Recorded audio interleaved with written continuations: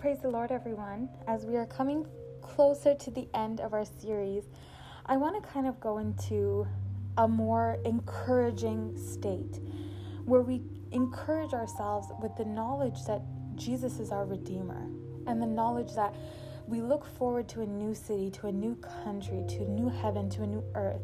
And we encourage ourselves because in this world it is so tough and there are things that can discourage us. And I know that you know exactly what that feels like to be discouraged.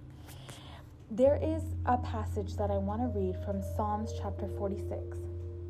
In Psalms chapter 46, you'll see in verse 10, and we had read this yesterday, he says, "Be still and know that I am God."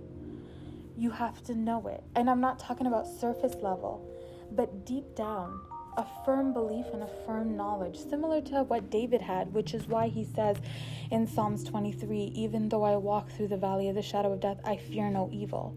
Sometimes when we walk in those trying times, we have fear because we don't know that his rod and his staff comfort us.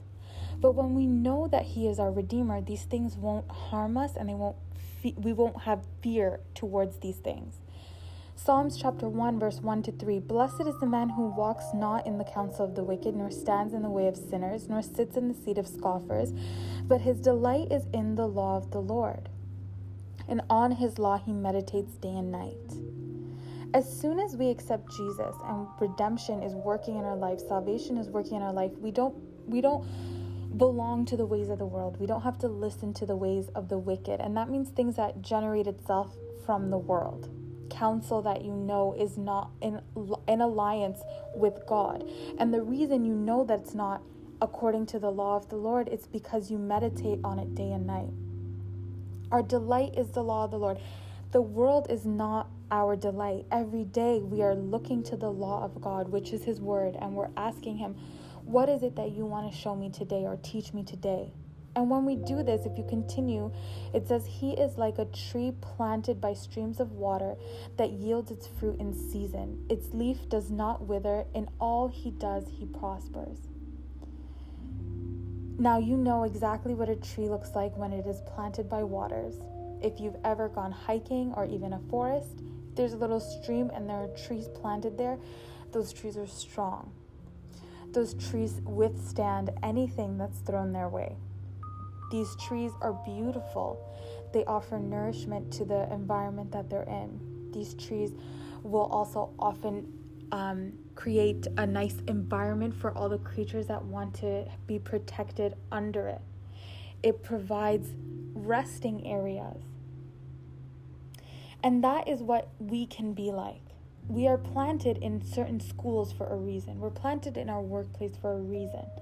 When you are there and you are rooted in the law of the Lord, you can be that tree that causes others to say, hey, there's something different about that person. I'm freaking out because this is going on at work or going on at school or going on in my family.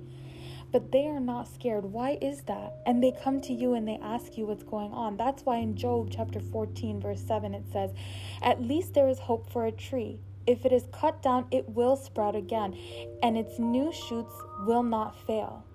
Sometimes you're going to get cut down. But when you know that your Redeemer lives, you will continue to push forward because you know that he is there and he has paid the price and he is taking you to safety every single day. Job says a beautiful statement, and he believes it and he knows, and he says it in Job chapter 19, verse 25.